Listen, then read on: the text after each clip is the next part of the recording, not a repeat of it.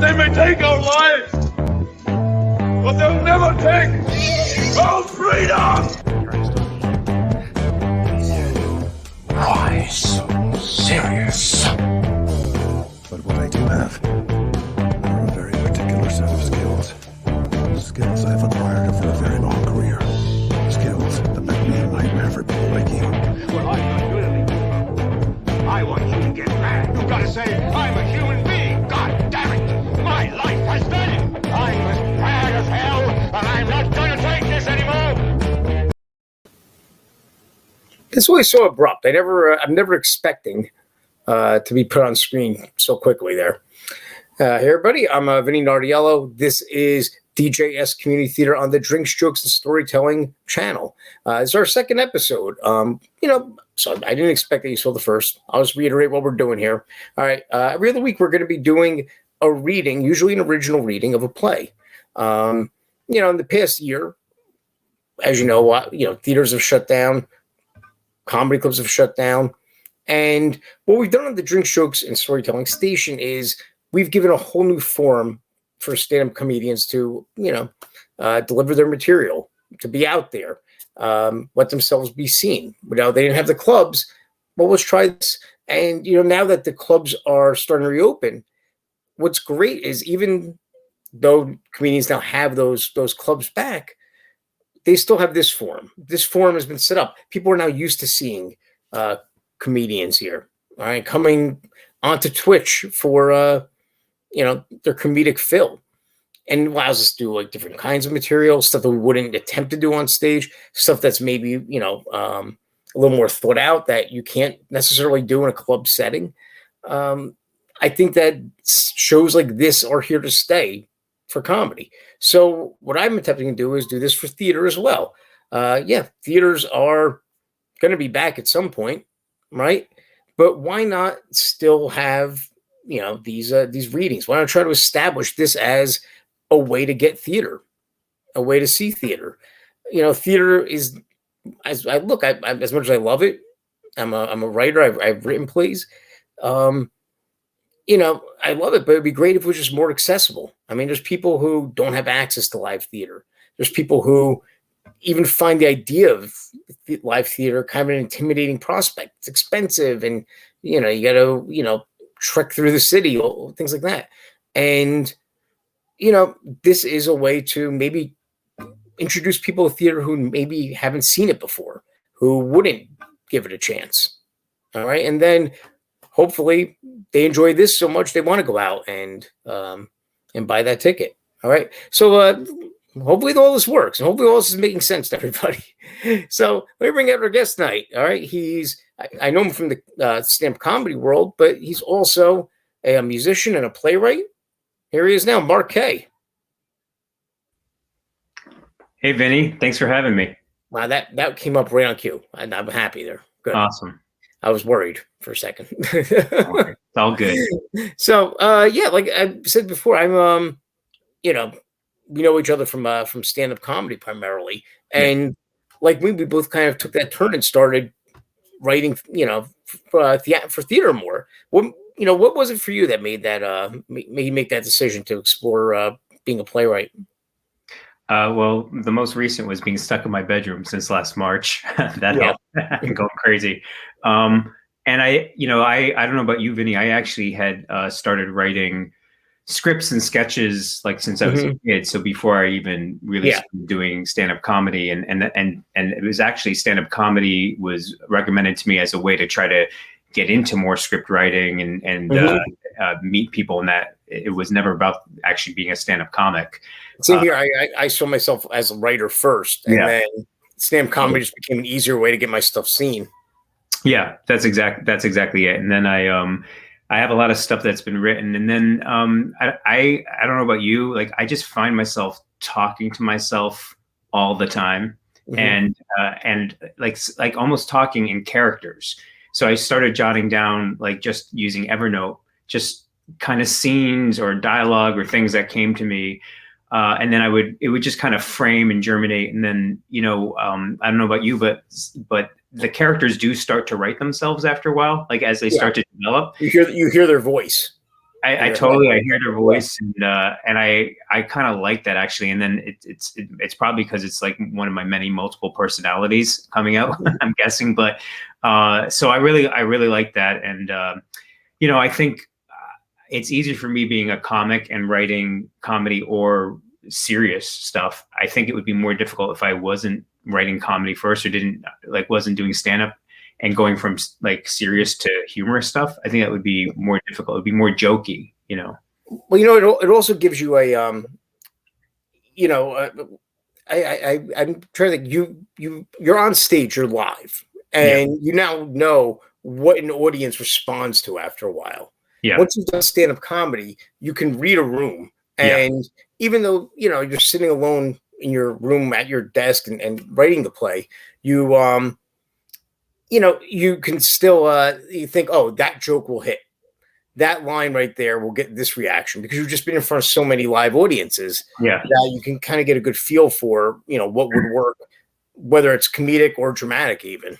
Yeah.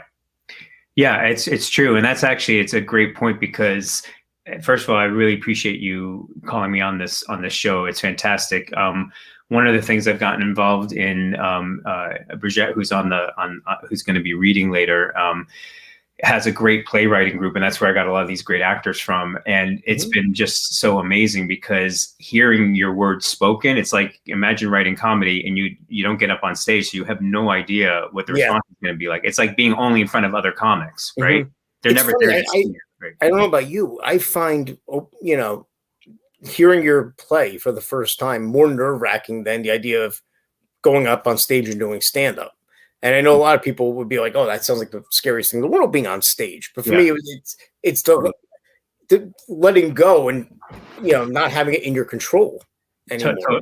Totally. It's funny. You mentioned I do some singer-songwriter stuff too. So whenever I'm doing another one next Friday, and they've all been through Zoom, but doing like a concert, a singer-songwriter concert, to me, that is like, it's just like, I just pour sweat. And it's the same thing with like reading the play, because the writing the play and the writing the song are very similar in that they are personal. These are fictional characters, but there's always part of you that's in it. The stand-up, you can kind of, you can play around with the room, like you said, and you can hide better. I think there's some more tricks. Yeah, that's a good way of putting it, for sure. Have you ever written any musicals, like a stage musical or anything like that? I was involved in one when I was in 7th grade. It was at Swift Junior High School. It was a killer musical. Well, I think you should break it out. It's probably just as good. It probably like to brag. Yeah, just a few years ago.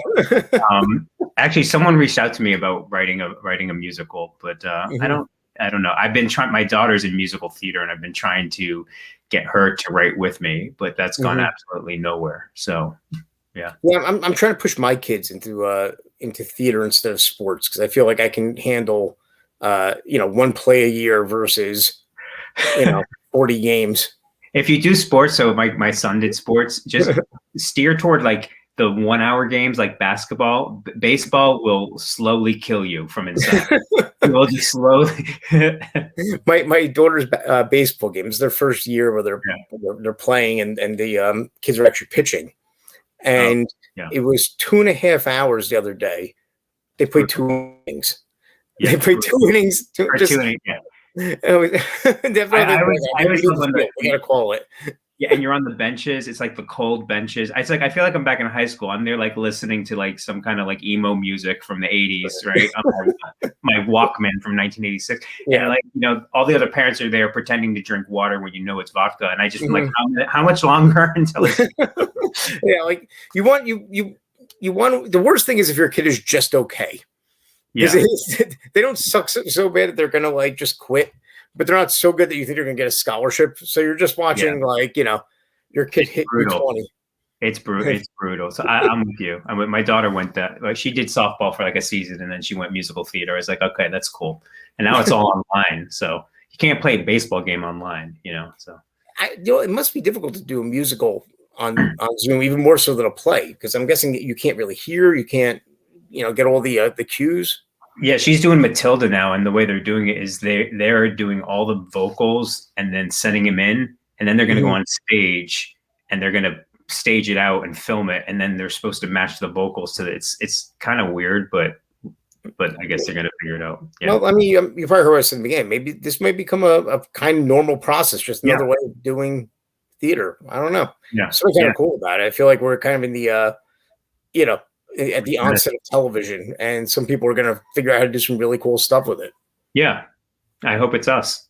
Yeah. All right. Well, why don't we tell me a little about this play that we're going to do. We're doing what's it called?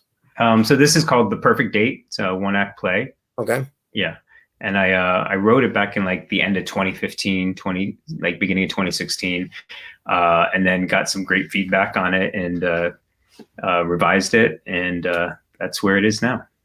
All right. Has it ever been staged? Nope. No. Okay. Well, hopefully, hopefully that'll happen after this. Yeah. That would be great. It would be awesome. Yeah. Now, what inspired you to write this? This play. Well, it's kind of like a rom-com a little bit, but I was thinking about, I got divorced a while ago now, but and I didn't date for a long time, and dating sucked before social media, but it's like 1,000 times worse now. I mean, you know more information about a person, or they know about you, before a first date. It would take you a month, and I just thought about, like, obviously you can pay for sex, right? People do that, or so I've heard, right? And not me, but not you. No, please, other people. People pay me, man. Right, exactly. People pay clearly, right? Yes. Those glasses don't just pay for themselves, right? And but I thought about, like, yeah, right. But I thought about the premise of, like, what if somebody that's not their deal? They just want to have, like, that exciting first date where there's possibility, and what makes a date really exciting isn't actually the person, it's the experience, right? And so what if somebody got to the point where they were just like, you know what, I'm going to take control of this in an uncontrollable situation. So it's a little bit of a hopefully a humorous, approach. When I haven't dated in a long time now. I've been married for 10 years. And, what I did was I got I created like a date. I had it down to a science. I could take anybody on this date. So it was a template. Right. At 10:15, the moon will be just right along the water. It'd be perfect. Wow, that's pretty funny, actually. You should write that. That's actually pretty good. Like, you template out the date. It goes from 7:30 to 10:30 exactly. Right. Now, my wife has no idea she went on that date, so I don't know if I want to reveal it. You did the same thing for the marriage, right? You template out the marriage for 15 years, right? She's got 5 to go. In the second marriage, we'll hit the same marks. Right, you just do the same thing. You'll start a podcast. It'll all be good. Right. All right. So, we're doing Perfect Date here. Do you want to bring your cast out? We can. Yeah, let's do it.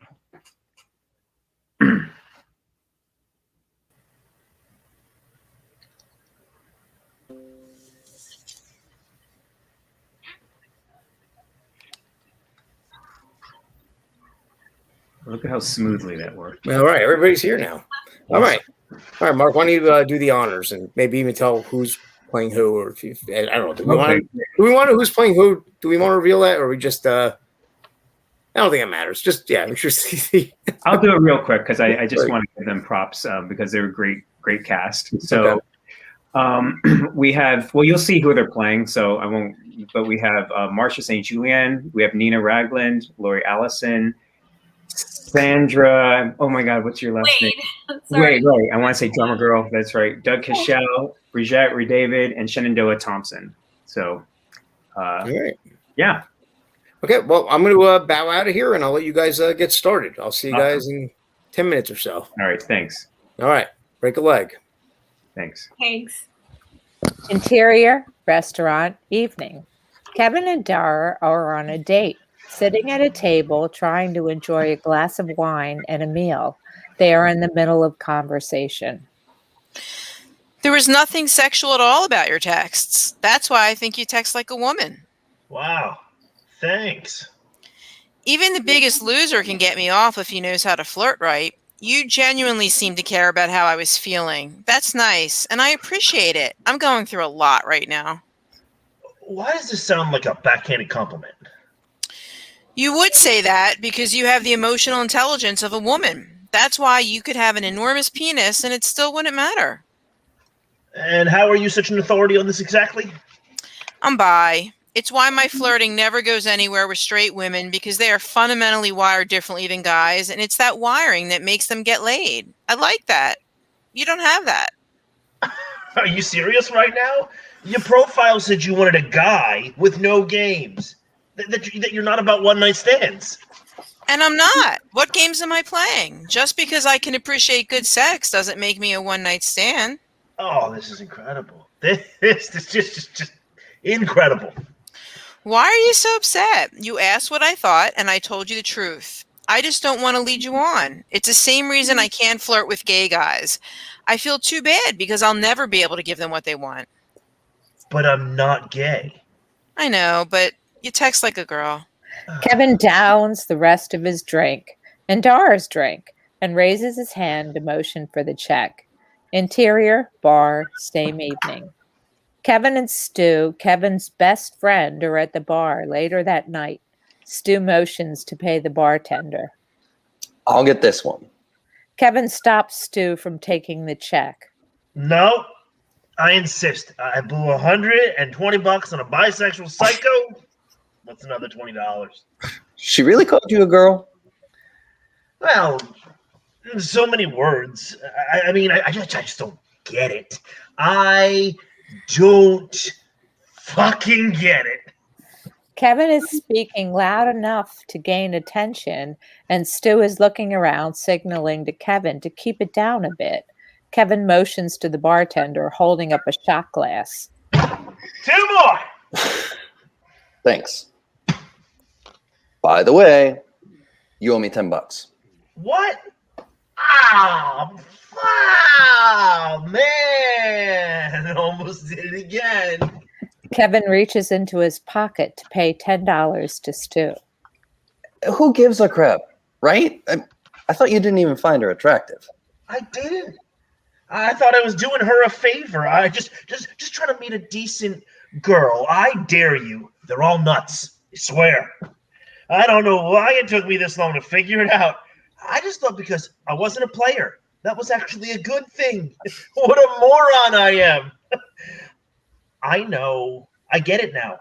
I need to treat my dick like a passport. God, I wasted so much time. Dude, there's tons of crazies out there, but there's normal girls too. You're a catch. I'd take you home. It's been a long dry spell. Buy me one more drink. It might get you a chance. Seriously, man. You'll find yourself a great girl. You'll have a great relationship. Relationship? I'd settle for one good date. Just one great night. I mean, that's it. You're gonna have 1,000 great nights, dude. All I need is one. Interior, Kevin's kitchen, evening. Kevin is at his kitchen table looking at his online profile for a dating site he is on. He is speaking to himself as he is typing. What do I want? All right, okay. Let's play. I want a girl, a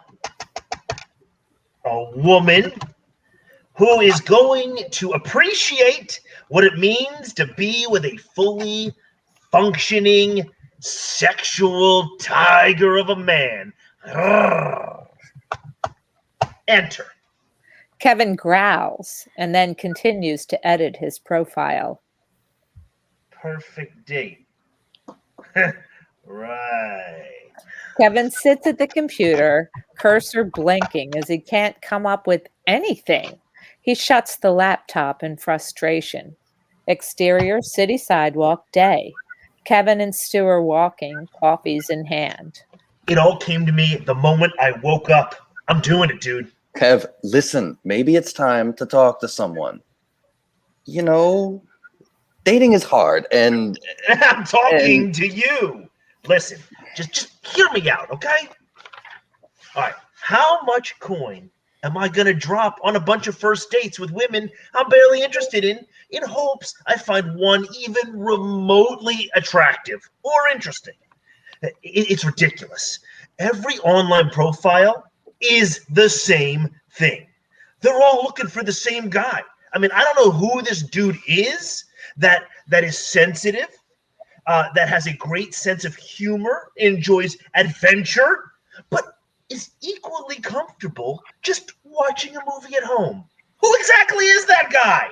No, I'm not doing it anymore. I'm done. I'm going to put out an ad for the perfect date, right down to the way that she looks at me. I'll save money in the long run, and I'll have a great night. I think that's called a hooker, Stu. Kev. Whoa, who said anything about sex? I just want the perfect date. You know, that feeling when you flirt and you're into each other and you're completely turned on by the unknown. I mean, your imagination runs wild and sex is out there. And you start imagining what it's going to be like. Oh, man, I'm down for just one great night. Are you sure you'd rather not just pay a few bucks for a handy? Oh, ye of little faith. Interior coffee shop day. Kevin is sitting in the corner at a small table interviewing an attractive female, Lee. So why are you interested in the job? Well, to be honest, I thought it was kind of weird, but it's a pretty good acting gig. Well, it's more than acting, though. I need you to really be that person in the ad. No, I get it. Just one question. Sure, fire away. In the ad, you wrote that it's the perfect date. No pressure, just one perfect night where two people connect. Are you acting too? Listen, don't kid yourself. Every date is an act. We're all acting. Okay. Well, anything else? No, I'll probably let you know within 24 hours. I've seen 3 candidates so far, and I got one more to go. Lee stands up to put on her jacket. Kevin stands up to shake her hand. Thanks again. Sure. Hey, just curious. Are you acting right now? No, but it's not a date. You? Yeah, a little. Lee turns away and walks out the door. As she does, we see another woman, not made up at all, attractive, but in a more modest, everyday way, with glasses, walk toward the table. Julia extends her hands out to Kevin, who is somewhat taken aback. Hey, I'm Julia. Hi. Confused, Kevin refers to a list of interviewees he has on the table. Julia from the ad? Yep, that's me. I know. Not as glam as the photo I sent, right? Well, I mean, you know, I was super specific in the ad. Yeah. Freakishly so, if I might say so. That's sort of what I'm here. I don't, I'm not sure I follow. Look, I wasn't totally honest. I'm a reporter with Westworth, a local paper. I saw your ad. Well, it's pretty out there. I'm not interested, but thanks. Hey, it's an innovative idea. If I told you who I was... Maybe if you were up front, I would have. No, you wouldn't have. Listen, thanks for your time. Kevin gets up to leave and collects his things and heads out of the coffee shop as Julia follows behind. Exterior city sidewalk day. Kevin is walking away and Julia, ever the reporter, is walking right by his side. Why are you so defensive? I'm not defensive. I'm just trying to get away from you. Why? Am I not eligible to be the perfect date? Watch. Julia pretends to be enthusiastic, looking at a Joy Division bumper sticker on Kevin's backpack. Oh my God. You like Joy Division? I can't even find anyone who knows them anymore. Kevin stops his walking for a moment. You know what? You're really obnoxious. You know that? You have no right pretending to be someone that you're not. Excuse me? Isn't that what you're paying someone for? I'm not getting a story. I'm getting a date. For what reason? What's the point? Why do you even care? I'm a reporter. I don't have to care. There's no story here. Oh, come on. No story? Ugh, it must be tough being a guy these days. Having to reset expectations that women have as many opinions as I do. I feel really bad for you. Yeah, that's it. You got it all figured out, you and your pseudo-feminism. People like you are the worst things that ever happened to women. You took all the things that made them amazing and you turned them into more men. Great job there, Lois Lane. Walks away from her, leaving Julia in her tracks. Remember, love will tear us apart again. Interior restaurant evening. Kevin is on a date with an attractive woman, and they are sitting at a table over dinner. That's my favorite color. That shade of red looks amazing on you. Thanks. I'm glad you like it. So you're really into movies, right? Yeah, I could watch one right after another and never get up. I'm the same way. What are you into? I like independent films a lot. Have you ever seen Ruby Sparks? Love it. Of course. What a fantastic script, right? Yeah, and I love the idea of creating the partner of your dreams, and then she becomes real. Or does she? But it doesn't matter, you know? Right. Yeah, no, for sure. But he does realize that it may not be good, just having someone's mind in your total control. What are you doing? Sorry? That's sort of off script. Oh, right. Sorry. I mean, I think it was great how connected they were. A waiter comes over to fill their water glasses. You're so cute. I feel like I'm getting flustered around you. You mind if I freshen up real quick? Yeah, sure. No problem. Tanya gets up from the table and walks away. Interior restroom evening. Tanya is in the restroom looking at herself in the mirror. She has a serious look on her face as she freshens up, fixes her hair. She takes out some note cards, and we see they are descriptions and instructions from the perfect date advertisement that she answered. She studies them for a moment. She looks at her watch and back in the mirror, takes a deep breath, takes one last look at herself, and walks out. Interior restaurant evening. Tanya sits back down and she shakes her head out a bit and puts on a smile, ready to get back into character. Wow, this date is going way better than I'm used to. Yeah? Okay. Tell me what you liked about my profile. Well, you're cute, smart, confident. I like that. I'm tired of all the guys who've become a shell of what guys used to be, Oh, I do. And man, you're so beautiful and smart too. Now, who's your favorite author?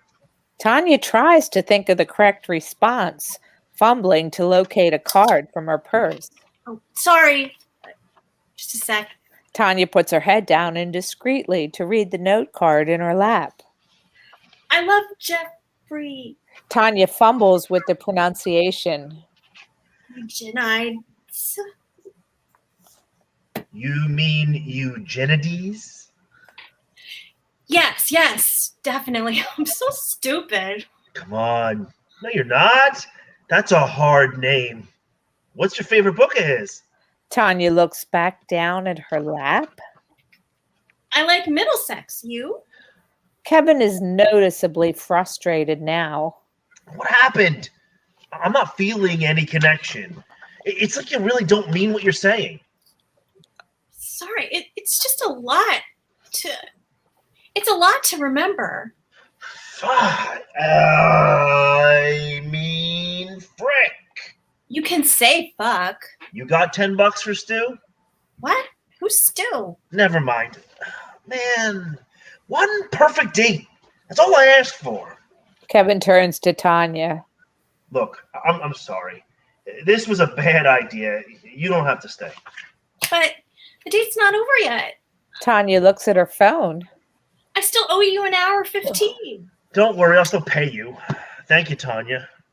My real name's Stephanie. Right. It's okay to go, Stephanie. Stephanie gets up to leave, and Kevin is left sitting defeated at the table. He looks around and sees a virtual sea of perfect dates in the restaurant. Interior Motor Vehicle Department, day. Kevin is sitting in the waiting room with only one empty chair between him and the next guy. Julia walks in and sits down right next to him. She doesn't recognize him at first, but he does her. Oh, of course. Hey, it's my perfect man. What are you in for? Blasting Joy Division on the 8-track? How many million people live in this city, and there's only one chair left? Jesus. Now there's my perfect date. Great hair, amazing conversationalist, unlimited wine. Come on. Kevin is amused, but hiding it, not responding. So, I illegally parked to get a story on a rent control apartment that, surprise, hasn't existed in 10 years. What about you? Parked on the wrong side of the street. That's not some sort of metaphor for me to interpret, is it? Did I piss you off for something? Like in a past life? Yeah. You hired me to act like your perfect date, remember? Interior Motor Vehicle Department, later. There is no way that she existed. Don't you see? He had to create her to work through his past failed relationship with his ex. That's why he was able to write again. He was totally locked up until then. Nah, I don't think so. She really existed, but there were moments when he was experiencing the real her versus the one in his head. That's all. We hear a DMV worker call Kevin's name. Kevin Nebbis to booth 83. Well, this has been not horrible. But you know the saying, all not horrible things must come to an end. I'm off to pay the city of New York. Hey, I think maybe you finally had your perfect date right here in the New York City DMV. Who knew, right? Take it easy, Lois Lane. Kevin turns and heads to the booth where he was called to. Hey, Kevin, if you're ever up for a less than perfect date, but with a girl who exists in reality, you know where to find me. Kevin gives a quick smile, nods his head, and then turns away. The end.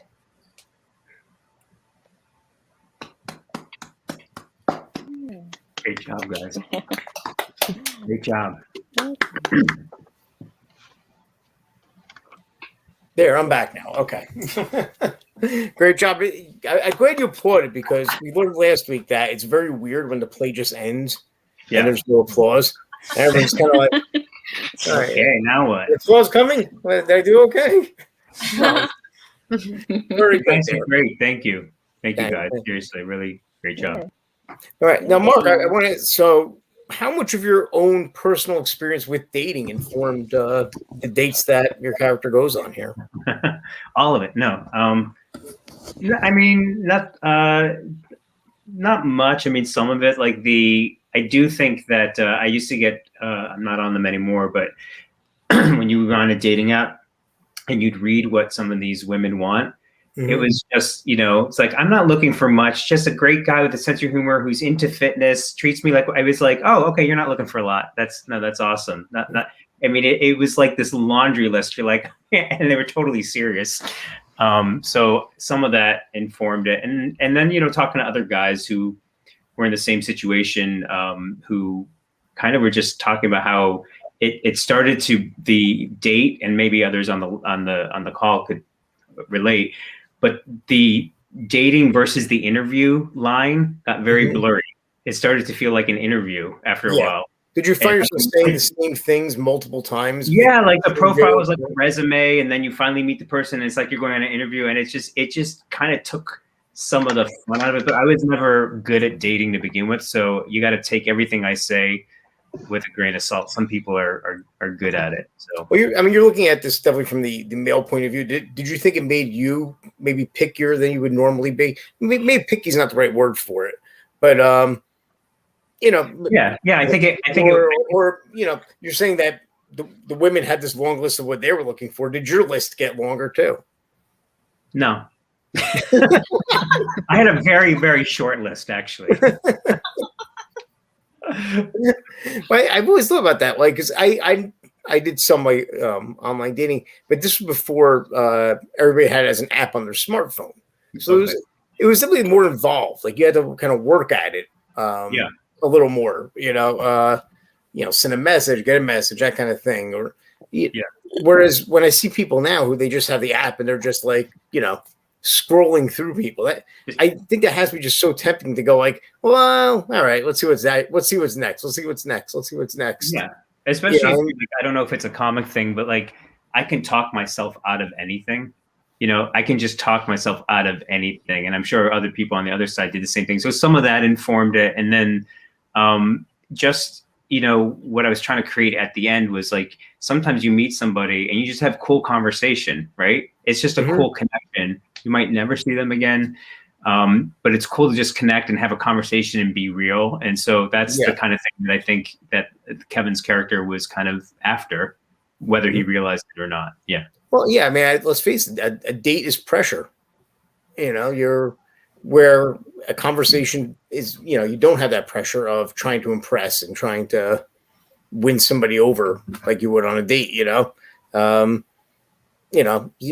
I think probably the best dates were the more casual ones. I'm looking at Doug and Shenandoah, and they look like they're like, I've never felt pressure before. Well, I don't know what you're talking about. Okay. Not a pressure for me. I never had to do online dating, but there was plenty of pressure. Trust me. Yeah, no, it's a pretty, I think that's the thing. It's like what comics do. You take something that's super uncomfortable and you try to find the humor in it. And I figured I blew enough money on dates. So like, how do I recoup some of that one day? Ticket sales. It is interesting the way it went from being something that, I'm talking about, using like online dating. It went from being something that's kind of like an unusual, quirky thing to just a very accepted thing that, almost everybody does now if they are single. Yeah. And I mean, my son is in college and he tells me that they use like Tinder. I don't know. I mean, you're going to laugh and be like, he's lying to you, Mark, but like that it's not even for dating. Like they find where the parties are, like, because they kind of post your parties are going to be in. So I think it's being used for all kinds. We should use it to promote our comedy shows, Vinny. Maybe we'll actually get people to go. We'll get pictures of more attractive people for our profile. Yeah, exactly. There's better than us there. Don't worry. Maybe it'll be like in Times Square, they have people like trying to bark you into comedy clubs. Yeah. And they're always like lying about the comedians are going to be there. Yeah, like, oh yeah, we got Chris Rock, Jerry Seinfeld is here. Right. People like some like sucker from Indiana, right? Goes and buys a ticket and they get me. Yeah, instead, or it's Chris Rock, KRISROC. Oh yeah, no, it's the other Chris Rock. Oh, we didn't tell you. Oh, sorry. Yeah. So let me ask the cast here: Is anybody here in that dating world now that they look at Mark's play and go, "Yeah, he's nailing it"? No, or you're all happily married, engaged, whatever it is. I'm in Mark's world, but I realized after I read the play, I hated the guy I was dating. Like he was so the unperfect date. I ended it. Wow, the play made you realize that? Honest to God. He was the unperfect date. Yeah. So are you looking for somebody now? Are you currently scrolling through? No, I'm done. I'm dating myself. I am spoiling myself. And that's where I'm at right now. You know, how does somebody date during a pandemic anyway, though? That's what I was wondering. I've been trying to ask people.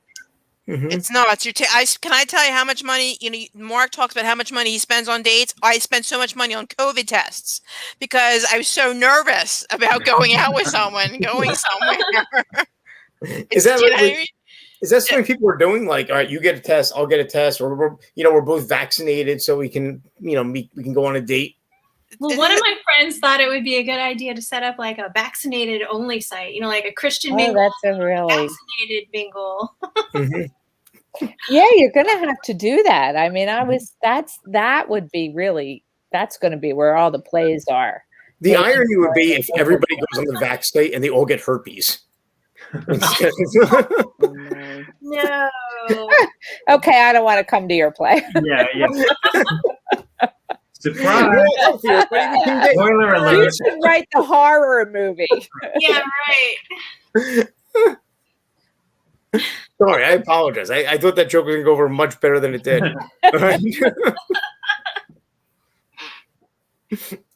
All right, now this is you mentioned in the beginning, Mark. This is part of your playwriting group. Everybody here. So Brigitte leads a playwriting group, and so like I met Doug and Shenandoah and Sandra there. Marcia and Nina and I were so they're still part of Playhouse West, where we take acting lessons. I'm not part of that anymore, and I knew Lori as another comic. All right. What do you guys think about this style of theater that we're seeing now? I mean, I'm assuming a lot of you have had your work done on this, or you participated as in other readings. What do you think about the future of theater using Zoom? Is there a future of theater using Zoom? Am I just delusional about this? You're delusional. There's absolutely. Delusional. So there's a production of Waiting for Godot that's about to open. I think it actually opens this week, and I saw it with John Leguizamo. With Leguizamo and Ethan Hawke. Ethan Hawke, thank you. Yeah. Yep. And I really, because so many pieces, especially if you look back at stuff like Beckett, the focus is and are the words. The focus is the language. Waiting for Godot would make it. You're right, Shannon. Yeah, and I'm excited. I want to see what they do. That's. And the interesting thing about theater is it's over the years, theater has been kind of gravitating toward using different kind of medias in it. Like I went to see a production of Macbeth, and the Three Sisters were 3 TV screens in New York, and it was on Broadway, and it was great. And that's the thing, when you write anymore in New York, you had to bring in some kind of media into your work. So there was a marriage going on anyway. So it's interesting. But I think we're going to see a glut of plays about Zoom calls. That will, I think we're going to see that. People are writing about what they're hopefully not. And I think you're going to see like, hey, what would be great? A Zoom call play that actually, it's for Zoom by Zoom, that kind of thing. I did see a really creative Zoom Rocky Horror Picture Show. That would be fun. It was really fun because the actors went to all the trouble of like doing the sets in the background behind them. Yeah. And they had multiple people doing the dance routines and choreography, so it's pretty neat. One day it's a way to get the audience involved too with the show like that. So, I guess the interaction, I guess it would be like anything. Some plays will work well for this medium, and some won't. I've had other people tell me that I'm completely wrong in that theater is meant to be live. It is. I'm one of those people. Vinnie. Yeah, me too.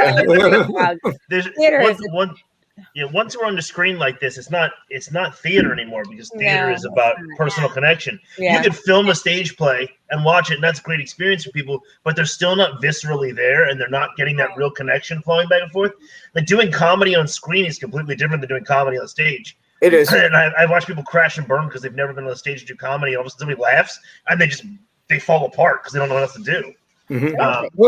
It's an adjustment, but I guess that's the question is, look, I talk to old school comedians, and I'm a veteran who will say like YouTube comedy is not comedy, and people who are doing TikTok comedy aren't comedy. But at a certain point, if that's who people are coming out to see, if that's who people are seeing as the stars, how can we argue that it's not comedy? I want it to be just like the old comedy club way, but I also have to accept, like, look, if this is what people are now striving to see, how do I not accept it? Yeah, I've heard that too. I think that my take on that is YouTube comedy and TikTok comedy is not stand-up. And I think there's a big difference, and it has to do with the same discussion we're having around like theater. There's something really magical and exceptional about doing stand-up in front of a live audience with like where you don't know what's going to happen. You have to be in the moment. That's not TikTok. That's not YouTube, but it's a comedy form. Those things, you're right. And they're not going to go away, but it's a form, and people get really pedantic about like what is what. Like you can have all of these things, but people have to understand what it is, and you can't be angry about it. It's not going away. Right. Yeah, that almost sounds like some old fogies that are like, I don't know about this new framework. No, you know what though? At the same time, sometimes you gotta weather the storm of trash. This happened to me in the early 2000s. After Superbad came out, all cinema comedy was this mishmash of just let's make it up as we go along, and we'll say really outlandish things, and hopefully people will chuckle at it. That's what everything was, and it went away finally. Thank God it went away. Isn't that improv? It wasn't even. I guess it was improv. They would literally just sit there and turn the camera on, and they would just say line after line after line after line, and then in editing, they'd be like, "Oh, those two were the funniest ones they said. We'll keep that." Yeah. And like, so yeah, I agree that. And that that's right. Improv doesn't work unless you're in a theater. Maybe that's the point. Well, maybe it's gonna be like basically any art form where it's gonna be done, and some people are gonna be really good at it and excel at it. And then some people are going to be horrible at it. And there'll be good TikTok comics and bad ones. And there'll be good Zoom theater and terrible Zoom theater. Maybe that's the natural way things progress is, at the beginning, it's something new. And then eventually some people are going to be good at it. Some people are going to be bad at it. Do you guys remember Vine? Yeah. Remember all the stars that crossed over to Netflix and everything, and they were given these big contracts. And where's Vine now? Mm-hmm. Vine is it's TikTok, I guess now, really, right? Isn't TikTok basically like the new Vine? Right, it's the new Vine, yeah. Yeah. Well, usually I open this up to the audience, ask if they have any questions here. However, for some reason, in our comments, people are really talking a lot about cryptocurrency, which I don't think has anything to do with this, and I don't know why it's in our comments. So I can ask you guys your thoughts on cryptocurrency, but I don't know if you have any. No, I have not. Any questions about for no, our actors? Also in the audience about non-fungible tokens. Can someone explain that? Yes, this is weird. This is so weird. So can I just tell you? So do you guys watch John Oliver at all? Like last weekend? Mm-hmm. Did you see he did a whole thing on non-fungible token? It was on or was it?